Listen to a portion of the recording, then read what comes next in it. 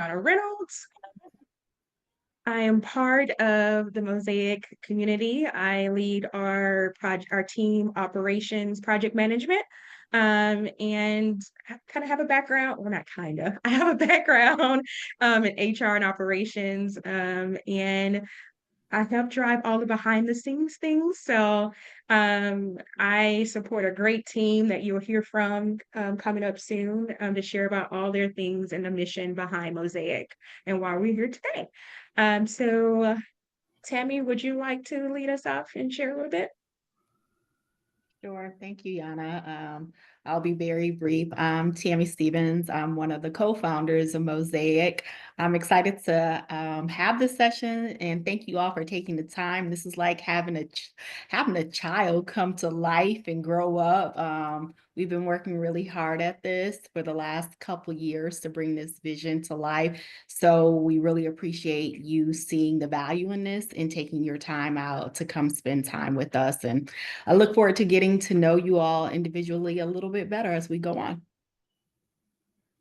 I don't know who wants to go next, so I will stop there, and whoever else would like to come off mic and come on camera.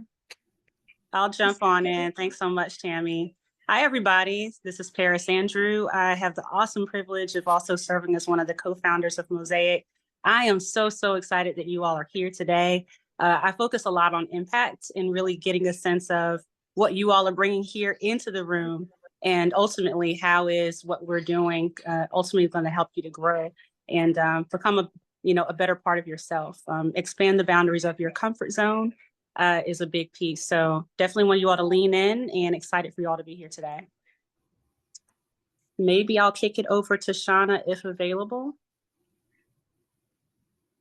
I think she's still downstairs. All right. Yeah. I'll just say a quick hi, everybody.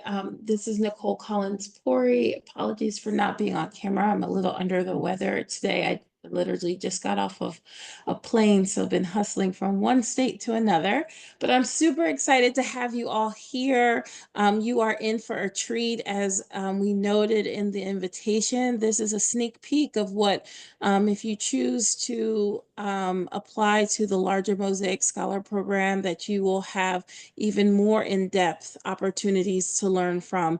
But we knew that there are some immediate needs for our seniors out there, and wanted to make sure that we were supporting those who need the support right now, but also could get some understanding of the overall college admissions process, so that you feel that you are equipped to go into the next few months where you're making these big decisions in your post-secondary life journey with the tools and resources and information that is necessary for you to position yourself to be successful, but also achieve the aspirations that you have in the forefront of you. So welcome.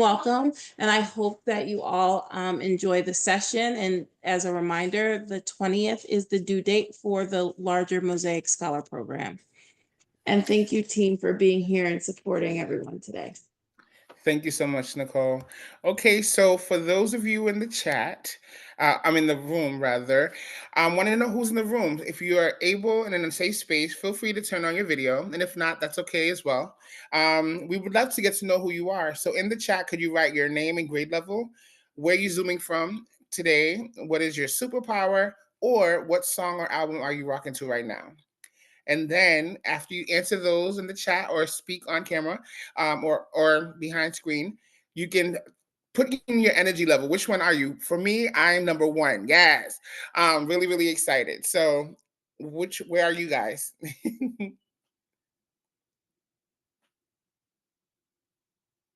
And I won't be able to see my screen. So Yana, would you mind reading out results if anybody puts in the chat?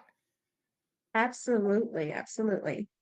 Thank you. Nothing yet, but as those do drop in the chat, I'll go ahead and, I'm not in school, but I will definitely answer these questions. Name, Yana Reynolds, grade level, post-grad. I'm zooming in from Dallas, Texas. So if anyone's here from Texas, big ups to you.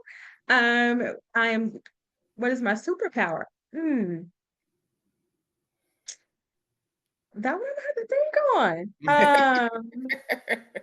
And what song and album are you rocking to right now? Well, what's been new on my playlist is Gen X with oh gosh, what's his name? Callie. Why can't I think of his name right now? That was battling Drake. Um, Lamar. oh, we do have one. Kendrick?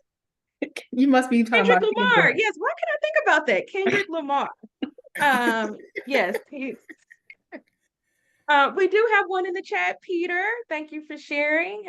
He says, hi all. He's Peter from Orange County, California. So Nice. it's what, like 117 where you are. Thank you for joining us.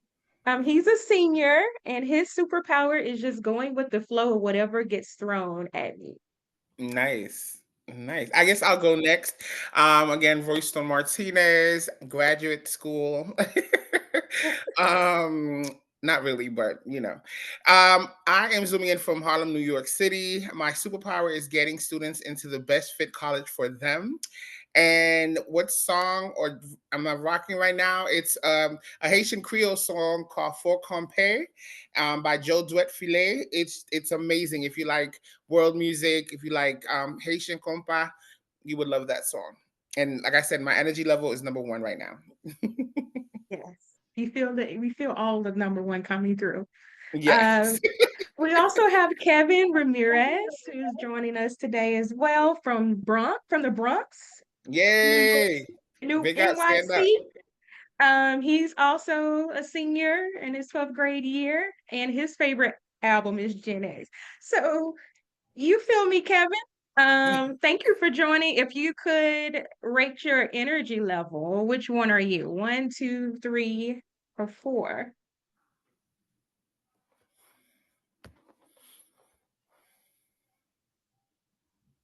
So Kevin is like right in your neck of the woods, Roystone. Yes, yes. Really excited about that.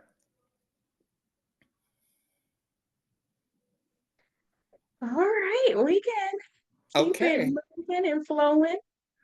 Perfect, perfect. Okay, so Kevin and Peter, as the only people, only students in the room so far, we're gonna go ahead and get started with our agenda. So we're gonna do a quick ready to learn. We'll go over vocabulary review. We'll talk about what goes into completing your application. We'll watch a short video about GPA called the GPA game, and then have a discussion following that. We'll talk about acceptance rates, early decision two considerations, free tuition and full rides from specific schools across the country, have reflections on the sessions today, and then we'll have a one-on-one session at the end so that way you can get your immediate questions answered. And then there'll be a survey that you can click for a QR code that you can click on to get so we can get some feedback on what you got from this session. Okay, so in a minute or two, what are the top 5 components necessary to completing your college application? And when you have the top 5 answers, put them in the chat. And Yana, you'll be my eyes. Thank you so much. Gotcha.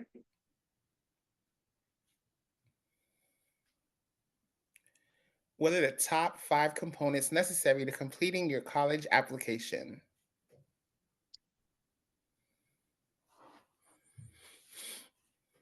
Can we throw out some hints? Nope, I want to see where their brain is at. Okay. Oh, Peter, he said yes, yes, please. Give me something that you would do if you were wanting to start applying? Like, what's one step you would take?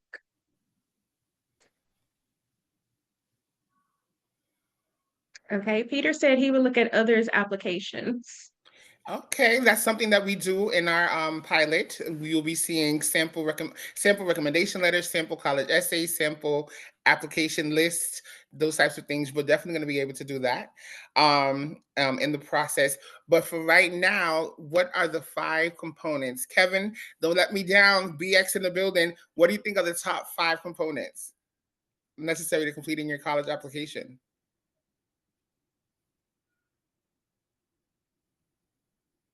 Personal statement, Kevin says. Nice. That is definitely one of the top priorities and components necessary for completing the application process. Okay, so I won't belabor it too much. Here are some of the most important pieces of your college application process: your letters of recommendation, your transcript, your college essay or personal statement, standardized test scores, high school resume, supplements, and extracurricular activities, right? So I often like to make sure that I don't assume everyone knows everything. So I start very broad so that way we can go down to the more granular. So words define: a college application is the process by which individuals apply to gain entry into a college or university. Letters of recommendation is a letter in which a writer, usually a person in a teacher or advisory role, evaluates the skills, work habits, character, and achievements of an individual applying for admission to college. A college essay. An admissions essay, also called a personal statement or a statement of purpose, is an essay written by an applicant applying to some college or university.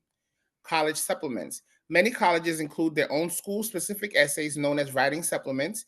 Supplemental essays give admissions officers the chance to get to know students, and they're also great gauges for demonstrated interest. Standardized test score. A test administered and scored in a consistent or standard manner. Because everyone gets the same test in the same grading system, standardized tests are often perceived as being fairer. As you all know, most colleges require or are moving back to the SAT, AC, or ACT, your AP scores or your IB exam scores. Words define: extracurricular activities, an activity performed by students. Such activities are generally voluntary, social, philanthropic, and often involve others of the same age. Your high school resume gives colleges a snapshot of your accomplishments, extracurriculars, hobbies, and work history. So now, as I mentioned before, I'm going to show a video. Keep in mind, it's only 3 minutes, so it's gonna go really fast. And I apologize that there's a lag on my end. But let me know if you could see the YouTube. I'm gonna go to YouTube. Can you see YouTube on your screen?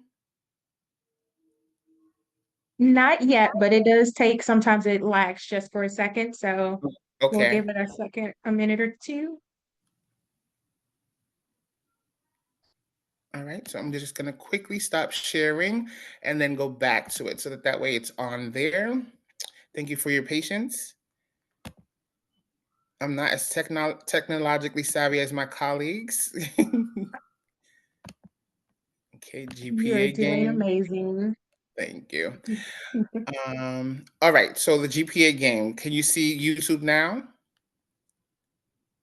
And yes, we can. Okay, so I'll play the video now.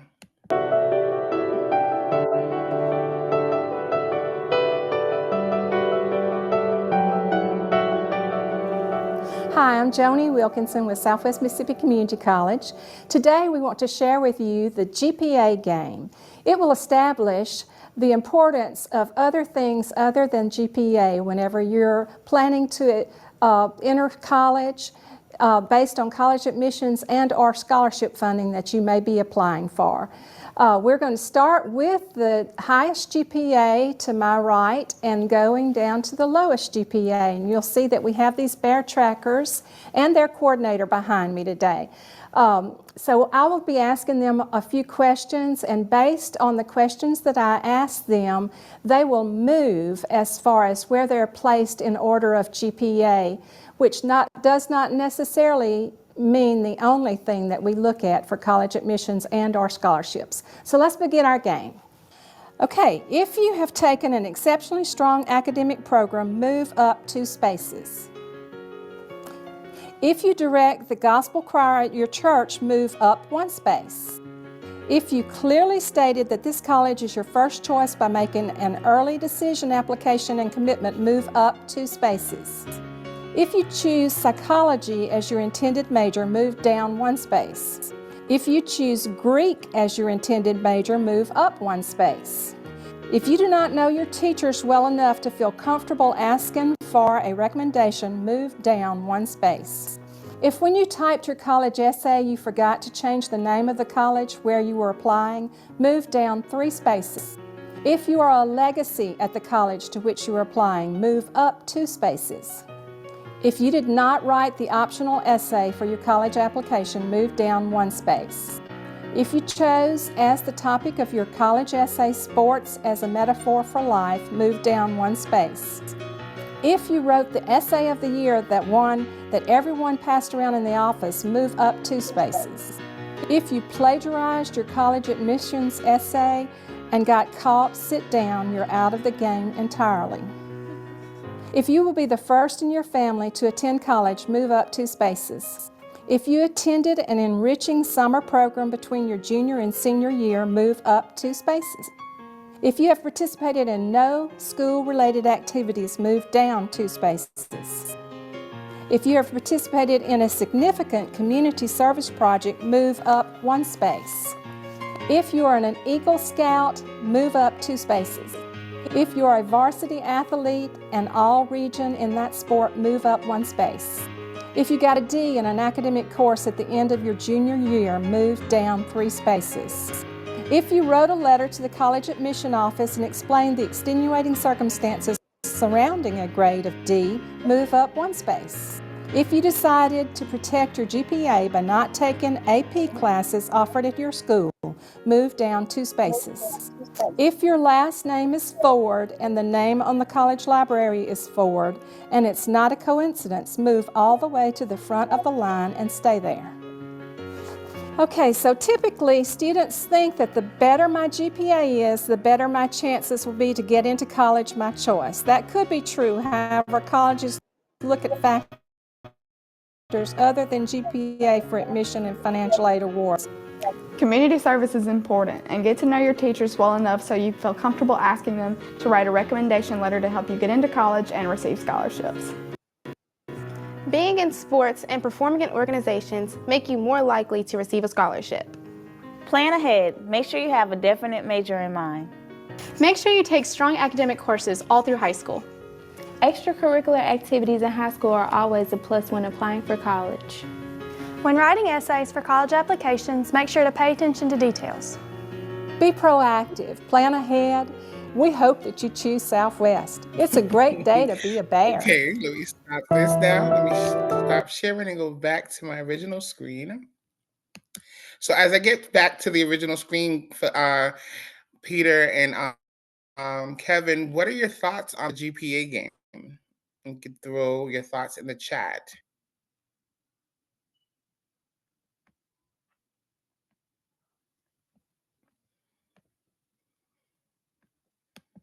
And Arian, I see you in the chat, here as well. Feel free to share as well. Peter says, GPA is just a tiny factor in a person's life. Absolutely. Kevin says there are various other factors that school takes besides the GPA. Absolutely. Yeah, so basically, right, when you're being reviewed by colleges, most colleges use what's called a holistic approach to reviewing your file. So they're going to look at your transcript heavily because that speaks to 4 years of you as a student, concentrating in academic and core areas and subjects. To look at the rigor of your school, right? How many AP classes do they offer? How many IB classes do they offer? Do they offer dual enrollment? Have you taken advantage of those options? And then they're going to weigh, you amongst your peers, you amongst the students in your state, you amongst the students in the United States, and you amongst the world. So there's competition galore, right? But the GPA, remember there was a young woman who had a 2.8 and her grandfather donated money for them to name the library after him. It didn't really matter what her GPA was, right? Because she moved all the way to the front of the line. And is that fair? I don't think so.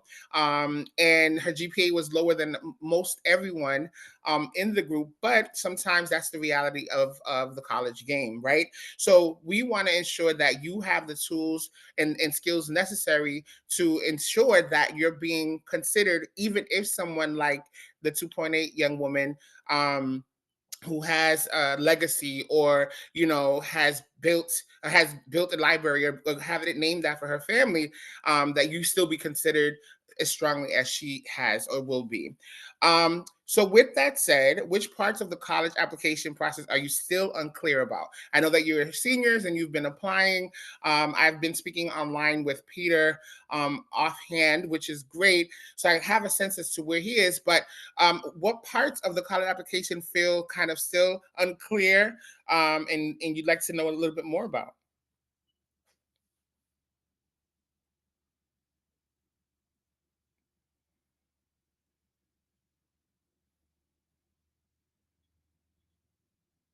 And you could drop them in the chat or come off mic silence.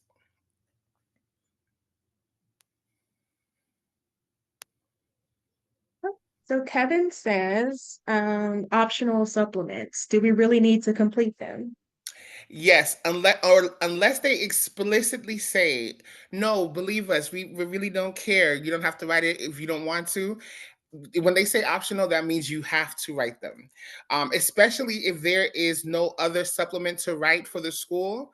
It gives them another way to kind of view your application and view you as a candidate for admission to their school. And if you only rely on your college essay and then give them another kind of gauge to judge, then you shoot yourself in the foot. So yes, Kevin, great question. Optional means must do in the college application process, especially if it's a selective institution. Now, if you're applying to a state school that has an optional supplement, a lot of state schools do by GPA and test score. So if you meet that threshold, then you're fine, right? But if you're a little bit under the threshold, you should definitely write the optional supplement to ensure that you get an edge above everyone else. And I don't know if you've read, Kevin, that the regions, New York State regions, are making sure that for next year's class, so you're lucky, but next year's class and going forward, the top 10% of each class has to submit an SAT score. So again, it's those little things, right? That okay, we get rid of one thing, but then here's another. And I know that for some SUNYs, if you would, and sorry for the New York specific example, but for some SUNYs, there are optional optional rather tests. Sorry, supplements that you can write or not. But next year, for the top 10% of each graduating class in New York State schools, they'll need to submit test scores. So another kind of I got you moment for New Yorkers. Okay. We have one more question list Okay. down. Sorry. Comes from Yes. Peter. He wants to know when it comes to the why. He wants to know to the why is the essay? Are we trying to show why we are good for the school or why the school is good for us or both, if that makes sense? When it comes to the why in the essay. Yes, so it's a mixture of both, right? So depending on the word count, most supplements range from 50 words to 300 words. The average usually comes out around 150. So to get a substantive, compelling supplement and 150 words is very difficult. Every word counts. The more word usage you have, the better you have the opportunity to share more about yourself and why the school's a good fit for you. But if it's 150 or less, you want to get down to the nitty gritty. So to answer the why, you want to speak to why that school, which professors would you like to research with? Which professors would you like to study under? Have you visited the course catalog or course offerings that they offer in your intended major? What courses jump out to you? When it comes to student clubs and organizations, think of what you've done in high school, done in your summer programs. Do they offer similar things at the college? And if so, go to their website and use verbiage from the website to help enhance your response. So yes, it's a combination of why do I want to go to Brown? Because of the third world language program that they offer, and I would like to work under Dr. Reese because X, Y, and Z. You want to show that you've done research. You can't just do a surface. I want to go to Brown because it's in Rhode Island and I live in a rural town and I want to be in the city. Those are not going to get you into schools that are selective. You want to get high level responses. So in order to do that, you have to spend time on each college's website. I hope that answered your question, Peter. Yes, and we have another one for Kevin. Are you wanting to answer that now or hold Yes, on? absolutely. Okay. So, and Peter said, thank you, it does. You're welcome. So Kevin's asking about, he said, speaking of New York regents, I don't know if you know, but does Cornell and Columbia check regent scores? The only confusion I have when it comes to the test score. Yes, they absolutely do, because they're gauges of how well and indicative of how well you're going to do um, with the rigor of Cornell and Columbia, right? Especially because the SAT has been optional. If your scores are on your transcript, they're going to review them. You can, though, call your admissions officer that will review your application and ask them if they can review your application in lieu of the test scores, because they're still test optional. But if they're on your transcript, with most New York State schools regions are on the transcript, you want to have them remove them or blind them when you submit your application, so that way they don't judge you based on your region scores, especially if you don't have above 90s or above. So great question. Awesome. I think we have all the questions for now. Okay. And again, if you have any questions as we go through, please feel free to drop them in the chat, and my lovely co-host Yana will stop me, and then I'll answer as we go along. Okay. So acceptance rate, as you know, simply put, college acceptance rates are a ratio, the number of total applicants to accepted students. For example, if 100 people apply to a college and 10 are accepted, the college has a 10% acceptance rate. So what does that mean, right? What that means is you have to have a well-balanced college list of reach, match, and safety schools. Reach schools typically have an acceptance rate of 15% and below. Match schools range anywhere between 16 to 30, and then safety schools go upwards of 35 and on, right? So there's that match one is the one that's really tricky, because there's varying factors that you have to consider as you're making your list. But the higher the acceptance rate, the harder it is to get in. The lower the acceptance rate. Sorry, let me rephrase that. The lower the acceptance rate, the harder it is to gain access to that school. But you have to think about what schools are looking for. They're looking for diversity, even though they can no longer use race as a basis for admission to the college. They're still looking for diversity, racial, social, economic, religious, geographic, female versus male. They're looking for a whole wealth of kind of students to make a freshman class. So that's what goes into the acceptance rate. So if you are a Latino young male from California who's applying to Cornell or Columbia, you already take 2 steps forward, because you already, and if you're, let's say, Catholic or Christian, you're male, Catholic, Latino, and you bring 3 nugget points with you to Cornell or Columbia. If you're Kevin, who's Latino, and I don't know what ethnic background, but I'm assuming Latino, I don't know what specific background, but you're applying to U Chicago, you take 2 steps further, because you bring New York, you bring Latino, you bring male, and Catholicism to U Chicago. So those are the things that kind of help you delineate and create and massage a well-balanced college list. And so hopefully you have done that in your process, and you have a well-balanced list of schools, and not too reach heavy and not too safety heavy either. Okay. Early decision 2. I took these verbiage from Forbes magazine, because I thought it was a very timely discussion to have, especially with seniors who are still kind of deciding whether or not early decision is right for them. For ED2, most applications are due in January, around the same time as regular decision deadlines, with the notification dates in mid-late February. While there isn't a huge statistical advantage to applying early action, applying early decision 1 or early decision 2 can give students a competitive edge. ED1 does tend to be slightly more advantageous than ED2 round. For Vanderbilt's class of 2026, 10.3 of ED2 applicants were accepted, compared to 24.1% of ED1 applicants.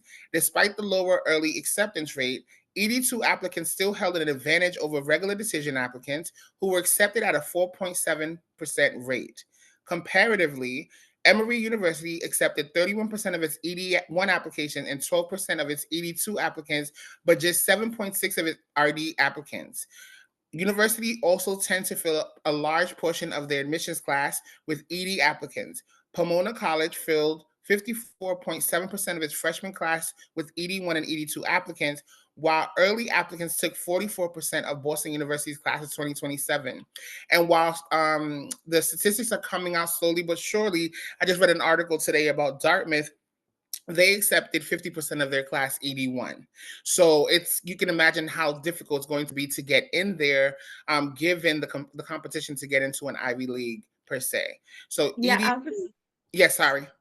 sorry, I didn't mean to cut you off. I saw something earlier this week about even like the University of Georgia, which is a state school, and they just had their early decision this past week, and it was 9,500 that they admitted, their Wow. largest early admission class ever, and it was out of like 40, I think, 30,490 students that applied for early action. So Wow. out of that 90, what was it, 9,500. So it is definitely new times. I've never seen numbers that early in decision Yes, making. absolutely. Absolutely. Um, So schools are moving towards the trend to help middle and upper class families. Low income families have been lucky, if you want to call it that, in that highly selective institutions have done whatever they can to make college affordable for low income kids. It's always been the middle to upper class family that has struggled in affording college tuition or the college cost of attendance. But recently, in the past, I would want to say 2 months, there's been a slew of colleges that have changed their percentages, and I wanted to give this information to you all. You can take a picture of the screen or screenshot it. You can share it with your parents if you want to add more schools to your list. But Brandeis University of Massachusetts covers full tuition for families with household incomes below $75,000 and half tuition covered for families earning up to $200,000. Carnegie Mellon University in Pennsylvania offers free tuition for students from families earning less than $75,000. College of the Holy Cross in Massachusetts offers free tuition for families earning under $100,000 annually. MIT in Massachusetts offers free tuition for families earning under $200,000 annually. NYU offers free tuition for families earning $100,000 or less annually. University of Pennsylvania covers full tuition for families with typical assets and incomes of $200,000 or less annually. University of Texas offers free tuition for Texan undergraduates whose families earn $100,000 or less annually. And lastly, the University of Massachusetts offers free tuition for Massachusetts students whose families earn $75,000 or less annually. So as you can see, private schools have historically done this for low-income students, but now more and more, and just like Yana mentioned, more and more state schools are trying to figure out how they can stretch the dollar to make college affordable for students who are low to mid-income as well. So here are the 82 schools that are still accepting applications. A word to the wise, even if you're not applying 82, if you're applying regular, you'll note that the deadline for these schools are the same as regular decision. So if you're applying 82, you can give yourself an edge because you're applying early, demonstrating interest in that school and solidifying to them that if you're accepted, you will go to that school. And you're beating the regular decision pool out because the early decision pool is much smaller. But if you decide to apply at the deadline, so January 2nd for Babson or January 15th for Bentley, you're going to be reviewed at the same time the regular students are reviewed. So you're going neck and neck. However, if you apply today per se, Babson only requires one supplement. Babson is one of the number one entrepreneur school in the country. If you wanted to apply to Babson today, you give yourself a leg up on the early decision 2 applicants and the regular decision students as well. So if we take anything away from these next slides, is you should always apply way before the deadline. So that's the first round of schools. Here is the second round, and these schools are all across the country. And these are top 100 schools. I have a question. Yes, ma'am. How does this apply for like the Common App? Do you recommend applying through the Common App if some of those schools on there, or you or directly applying to those schools? So the Common App offers you 20 spots to apply. If a school has sent you a fee waiver or a direct application, I would say use that to free up your space on your Common App. But again, the Common App is just a great place to gauge if the college downloaded anything, if they're missing something, if you answered everything correctly, if your guidance counselor has sent everything, if your teachers have sent everything. If you send it directly to the school, there's never a chance to know unless you check your portal or you get an email from the school saying, hey, we're missing X and Y. So the Common App is like a catch-all, but you can apply directly to the school if they sent you a fee waiver. Got it. Thank you. You're welcome. Okay, and the last slide for ED schools. And schools, like, you know, I know ED early decision is very kind of like, oh my God, I don't know if I want to commit. What if I get in and I have to go and I don't know if I'm going to like it? Or for low income students or students who are in the mid income, you see that schools are working with your families to ensure that they can help you afford it. But if you're definitely low income and you got the Pell Grant as noted by your FAFSA, if you apply to schools like the University of Richmond, University of Rochester, Vanderbilt, Vassar, Wake Forest, the schools like that meet 100% of your demonstrated financial need. So they're going to give you everything up to the cost of attendance to go there. So your parents don't have to come out of pocket, and you will take out a minimal loan of $2,500. But that is usually reserved for schools in the top 50.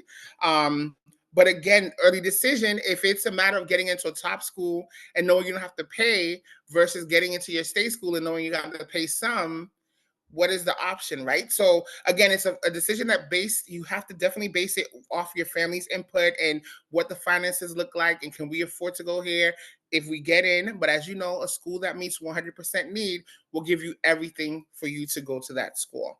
So it's a consideration and a conversation that you need to have with your parents or your guardian.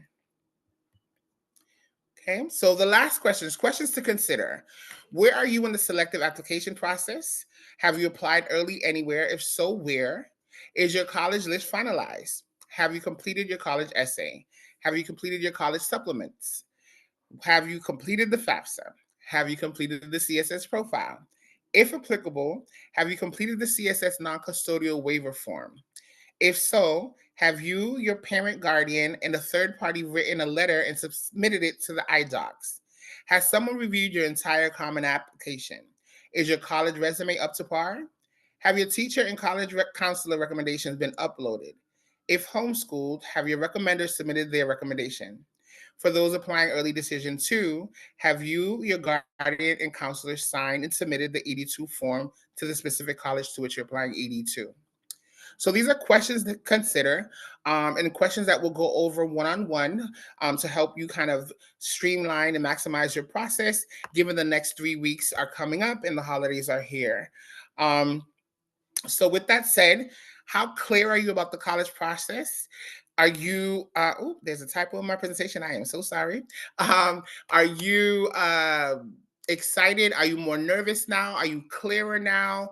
Let me know how you feel. And I know Yana is a parent of a senior this year as well. So has this been helpful to you, and how will you help navigate your daughter's process given the information you've received? So that's a separate question for you. But for the students, how are you feeling after this presentation?